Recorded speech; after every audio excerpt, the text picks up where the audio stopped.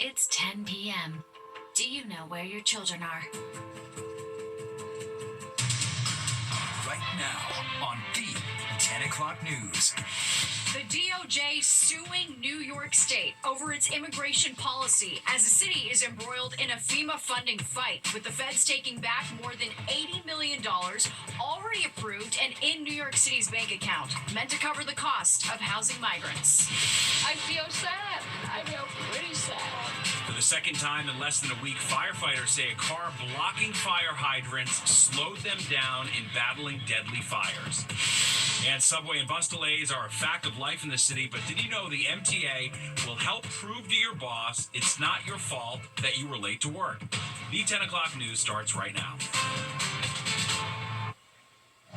And we begin with that developing news, the DOJ suing New York State. Good evening and thanks for joining us. I'm Natasha Burma. And I'm Steve Lacy. Attorney General Pam Bondi going after New York leaders over the state's immigration policies. Bondi, in her first press conference since taking office, taking aim at Governor Hochul and State Attorney General Letitia James.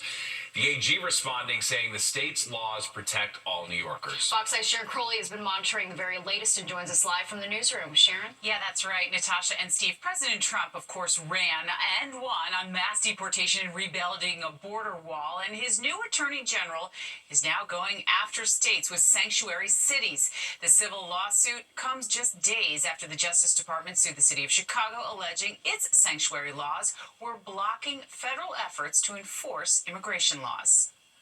New York has chosen to prioritize illegal aliens over American citizens. It stops today. As you know, we sued Illinois, and New York didn't listen. So now you're next. President Trump's new U.S. Attorney General, Pam Bondi, announcing the Justice Department is filing a civil complaint against New York's governor, attorney general, and the DMV commissioner for allegedly failing to enforce federal immigration laws. They have green light laws, meaning they're giving a green light to any illegal alien in New York, where law enforcement officers cannot check their identity if they pull them over. New York State's green light law, created in 2019, allows people to obtain a driver's license regardless of immigration status. Attorney General Bondi believes it also creates roadblocks for ICE agents. DMV has this policy known as the tip-off provision, where if federal immigration authorities contact the Department of Motor Vehicles in New York for records relating to someone who is an illegal immigrant, that the New York State Department of Motor Vehicles then notifies that person that these records have been requested. Mass deportation of illegal immigrants is a top priority of the Trump administration. It's why states with sanctuary cities are the first target of the DOJ. President and CEO of the New York Immigration Coalition believes the state of New York will win this civil case in court. Pam Bondi's lawsuit against the state of New York is as frivolous as they come. The 10th Amendment allows states to create their own laws that allow them to continue to do what's best for their residents. And that's exactly what the Green Light New York law is about. It's making our roads safer and ensuring that everyone has access to a driver's license. And just in, we're getting some reaction from the New York State Attorney General James. She responded saying, quote, in part, the green light law protects the rights of all New Yorkers and keeps our communities safe, saying she's prepared to defend those laws. And we just got word from Governor Hochul, a spokesperson, saying in part that New York's current laws do allow federal immigration officials to access the DMV database, but they must have a judicial warrant. Natasha, I'll send it back to you. All right, Sharon, thank you. Now to FEMA, who's taken back more than $80 million of funding from New York City. The money was awarded by the Biden administration to help house migrants. The acting administrator for FEMA wrote in court documents that there are concerns about illegal activities at a hotel. Mayor Adams says that they are requesting an emergency meeting with FEMA and exploring all legal options. We have fought for the safety of everyone in our care. There's nothing going to change with that. There's a level of consistency, what we have accomplished, and we're going to continue to do that. The mayor is expected to meet with Trump's border czar, Tom Homan, tomorrow. Turning to the weather now as we take a live look at the active radar. Very active. In fact, the northern and western suburbs are under a winter weather advisory. All right, let's take a live look outside. And depending on where you are, you may be seeing snow or rain. The big question, of course, What does that mean for the morning commute? Let's check in with Chief Meteorologist Nick Gregory. Nick. It could be a bit slippery for the northern suburbs, as you pointed out, because that's where we're already seeing a little bit of light snow. It is mixing with a little bit of rain, and that trend is going to continue. A little bit of snow, maybe a little bit of sleet will mix in, even in the city. But ultimately, it's all going to end up going over to rain as temperatures warm up during the overnight period. Right now, we are at freezing or below White Plains to Poughkeepsie, but notice Midtown 34, 37 at Belmar, mid-30s out across the island. So again, we're not dealing with a big accumulation here. We're just talking about maybe coating to an inch or so, particularly again in the northern suburbs, maybe a little light icing with that too. That's why the winter weather advisory covers North Jersey, Northeast Pennsylvania, all of New York State, and interior southern Connecticut. All right, here's satellite view, and again, you can see some of that moisture coming up from the south and west, but again, we're sort of not really going to be seeing a big storm here. Most of the real action off to the south, that's potential tornado activity going through the southern states. And notice the bulk of the snowfall going from Chicago across Michigan, that's going to end up in southern Canada this time. Futurecast shows that. Here's 2 a.m. There's that little sleet, freezing rain mix to the north of the city. Just rain at that point in the city and the island. A little bit of snow northward, and then just about everybody's going to go to rain tomorrow as temperatures get up into the 40s. The rain will be lasting through most of the morning, maybe a little break in the clouds later on in the day, and then it turns colder as we head on into Friday. Steve? All right, thanks, Nick. And you can track this round of snow and rain. That's all part of this winter weather roller coaster we're on by downloading the free Fox local app. President Trump saying he and Russian President Vladimir Putin have agreed to begin negotiations on ending the war in Ukraine, but it's unclear whether Ukraine's president is on board. Okay, meantime, a federal judge giving the president a legal victory when it comes to his plan to get federal workers to take a massive buyout. Fox 5's Teresa Priolo here with the latest on all that and more. Teresa. Yeah, Steve and Natasha, it was a day of twists and turns in the Trump administration. Perhaps one of the most explosive pieces of news was that update on where the U.S. stands in between the war between Russia and Ukraine.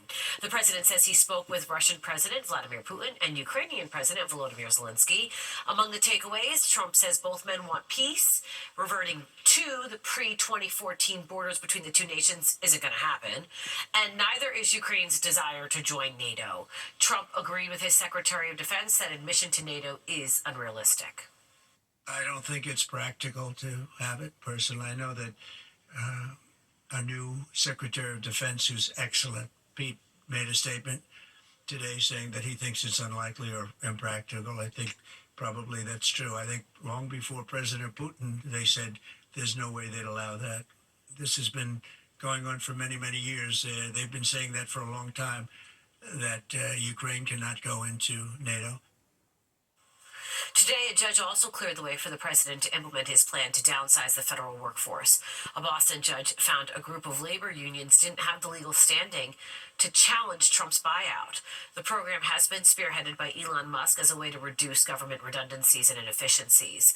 Under the plan, employees can stop working and get paid until September the 30th.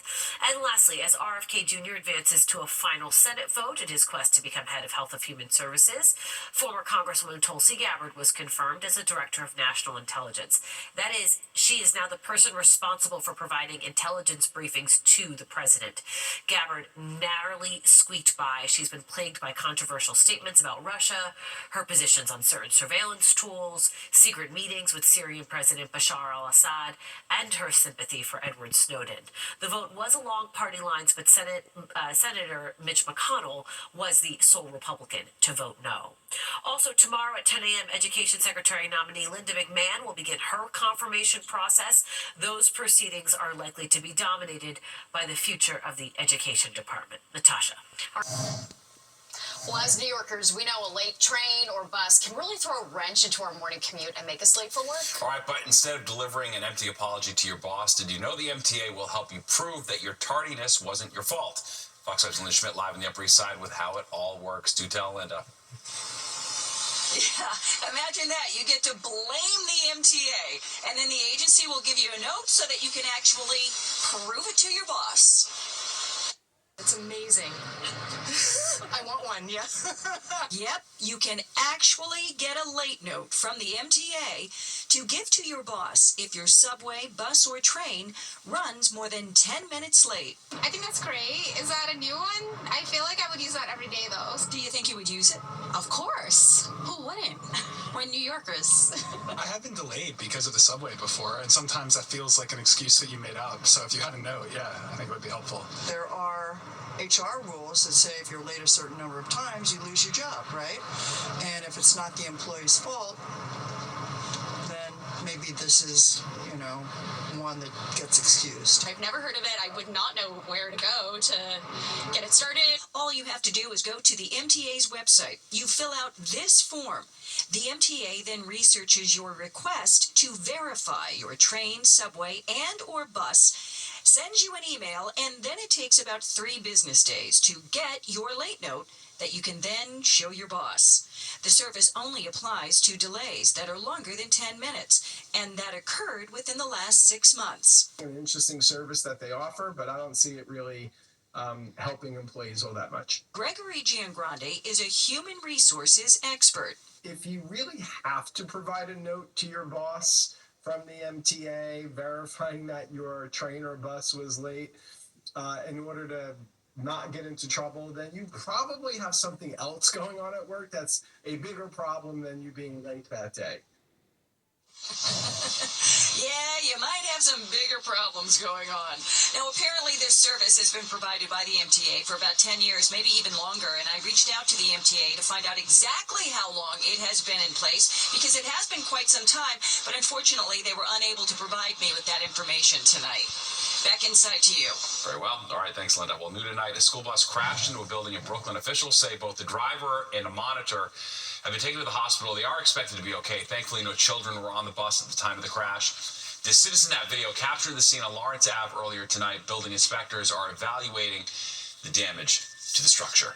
And 2 officers attacked in Greenwich Village. The NYPD says during an inspection of the West 4th Street subway stop, 2 officers saw a 36-year-old man drinking on the platform of the ACE line, and when they tried to talk to him, he broke a glass wine bottle, then slashed one of the officers in the hand with it and bit the other officer in the leg.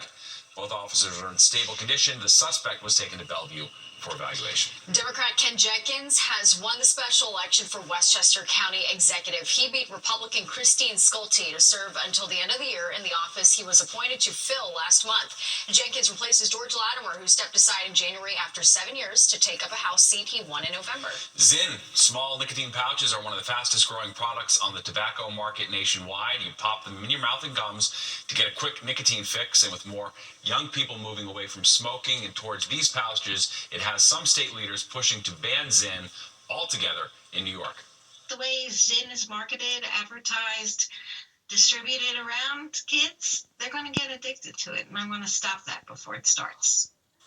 We reached out to the manufacturer of Zyn for comment, but we have not heard back yet. Semaglutides, better known under the brand names Ozempic and Wegovy, may be good for more than just losing weight. Researchers say it also cuts down on cravings for alcohol. A small study of 48 people found that the weight loss drugs have helped end people's desire to drink or smoke. The drugs are also being studied to see if they can be used on people addicted to cocaine and opioids. Well, it may sound like the dream work situation, a job with unlimited PTO, that's paid time off. Oh, we know. All right, and while some companies are offering what might seem like the ultimate perk, as Fox 5's Richard G. Kovic shows us, there are some potential pitfalls. Santos Rubio works 7 days a week as a waiter and bartender at Anna Maria's Wine Bar in Rye. And if his boss ever told him he could have as many paid days off as he wants per year, well, let's just say Santos would be thrilled. Times are rough right now, so that would be awesome if she says take off. It's a trend that is slowly creeping up in the U.S. Human Resources Trade Group SHRM says now about 7% of employers don't put a cap on vacation time. It's to keep your staff, retain them, inspire them, motivate them, and also give them a break and to rejuvenate and refresh. But it turns out employees who have it are afraid to use it. According to a recent survey by financial services firm Empower, the average employee with an unlimited amount of time off takes about 16 days off per year. For the employee who's capped, they take less, 14 days per year. So which one is better? Well, experts say unlimited time off can be a win-win for both employer and employee if they both act in good faith. I think it would be great to say to someone, you have unlimited time off, we'll work together scheduled days, we want you to encourage you to take a break from work. And that people would feel good about that, as long as it doesn't as long as it doesn't impede the firm and doesn't cause business hardship. As a former business owner, I think it makes it tough to plan as you're going forward in the business. I think you're going to have some people that are going to really take advantage of it, some people that won't. As an employee, I'm all for unlimited time off, but as an employer, I get it. I get that gripe. So in theory, paid time off sounds great. And if you ask a guy like Santos, he'd love it. But whether or not it works, well, it all depends on mutual respect. Oh my God! Please, come on, bring it on. In Rye, Richard Giacobas, Fox 5 News. I do feel like employers almost invite you then to take time off, and then they feel obligated to then call in and check on you. I mean, Natasha hasn't been off in a while. Oh, another It's vacation. true. Oh, Wow. okay. Must be nice. I don't trust that as far as I can throw it. Well, Valentine's Day is just 2 days away, and yet with so many options out there, it seems like true love can remain elusive. So this calls for a Lisa Evers deep dive. Lisa's taking a look at modern love and how to find it coming up. And play ball, the Yankees hold their first workout of the spring as they begin their quest for the World Series. We're going to take you to Tampa. Baseball's back. The New York Yankees holding their first workout of the spring today as they hope to make back-to-back trips to the World Series. And to do so, they're depending on ace Garrett Cole, who is one of the big names in camp already. Fox 8's Tina Cervasio is with the team in Tampa.